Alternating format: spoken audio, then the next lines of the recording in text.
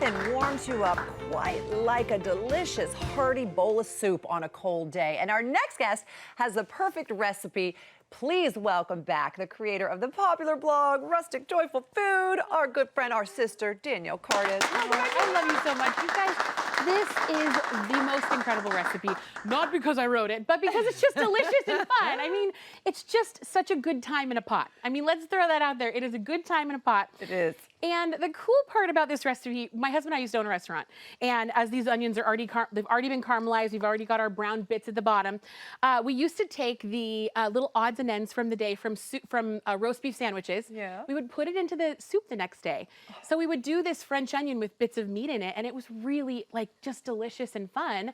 And then you didn't waste, and we would feed our staff, and it would be so great. And it's really like a big family. Yes, it really is. I love that. And It's very nostalgic for me too, because I grew up in restaurants who had a lot of friends who had restaurants. It's the same thing. That's why you're so down to earth. Oh, thank you. Folks that grow up in the restaurant and the service industry, you're just down to earth and fun. Yeah, and you never waste. And this is a perfect way to never waste. But you're not taking bits and odds and ends. Oh, you're actually kicking up this French onion soup with a ribeye steak. Yeah, right? Some people will call this sacrilegious or blasphemous, but this is the deal. Ribeye is delicious and tender, and you've got all the great fat and a great bone. And the awesome part about this is that we've already got this caramelized. What I went ahead and did first, which wasn't me, it was the wonderful kitchen staff, they seared off the ribeye. You want to make sure that it's so good. You want to make sure that the ribeye gets all the bits on the bottom of the pan, and you want to caramelize the onions in the fat. So the next thing we're going to do is we're going to add some white wine to deglaze. So white wine instead of red wine. White wine instead of red wine. I want to make sure that we can taste every bit of that ribeye. And sometimes red wine just gets to be a little bit too much. Sure. In some applications, it's awesome. I've got plenty of recipes where we're using red wine, but white wine for this guy. It is good. And we are actually adding, I want to show you the bone. You want to put the bone and everything into the soup. Right, because that's where the flavor is, right? That's where the flavor is. And this is going to simmer, so let me get all of our little flavorings. And oh, when I said deglaze, I want to visit that really quickly. You want to make sure that you're taking your wooden spoon and you're really rocking them along the bottom so that you can take all of those delicious bits off the bottom, because that's just flavor. You really want to get that in there. Let me tell you something. Yeah. How long do you simmer this? 3 hours. Because you can tell that meat the flavor and the meat, it's just fall apart. And then we've got our herbs. Go ahead and throw those in. Okay. And you know what's funny? At home, I don't put a little tie around it. I actually just keep all the herbs in, and whoever gets them in their bowl, you just set them aside.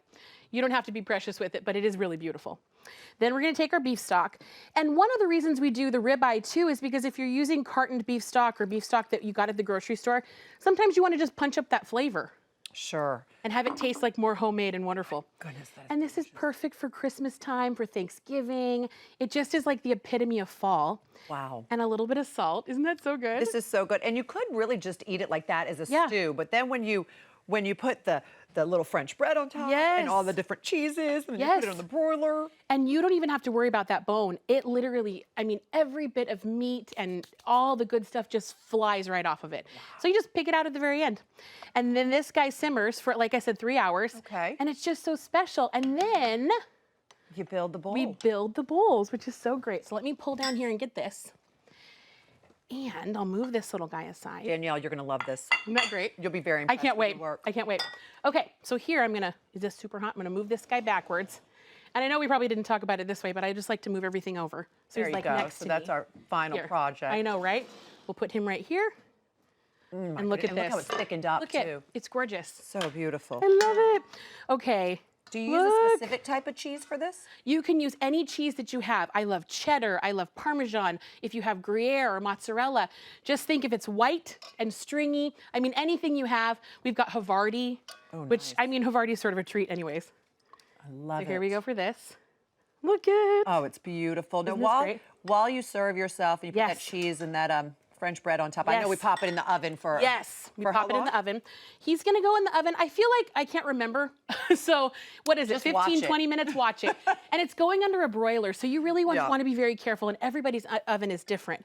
So let me go ahead and put a little cheese on here. And while you do that, I have to talk about your very special Thanksgiving traditions that you have, because Thanksgiving's right around the corner, and this would be a perfect little appetizer for Thanksgiving. Tell us what you and your family do on Thanksgiving. Okay, so me and my family, every single year we go to the Oregon coast. We head out to Cannon Beach. Oh my gosh. First of all, this oven is gorgeous. I know, isn't it fabulous? I'm freaking out. I'm like, it's so pretty. So we, just smells so good. We'll leave that open because whatever. Okay, so we go to the Oregon coast and we vision cast for the year. We go just before Thanksgiving. We've gone for 3 years in a row. And we talk about our life, and we talk about what was good, what was bad, what we didn't like, and we talk about next year. And it's just become this really special tradition. And then we come home and we go to my mom's and we break bread again. And it's just a really neat, special week. It really is beautiful. And now you're going to break some French bread with some cheese on it are. and some onions. We sure are. Danielle, I am I'm like thankful putting more for on there. you, my sweet friend. I'm I am thankful thankful for for every you. single time you're in this kitchen. And I'll Yeah. tell you what, this is my favorite restaurant in Los Angeles. It never disappoints. Every time I am here, I just I know eat it. Let me get a bite. amazingly well. How good is that? Right? You thankful for your soup? I'm thankful for my soup. I'm thankful for you guys. Oh, thank So you, kind. Danielle. As always, the full recipe is on hallmarkchannel.com. And for more amazing recipes from Danielle, be sure to visit her social media Yes. at Rustic Joyful Food.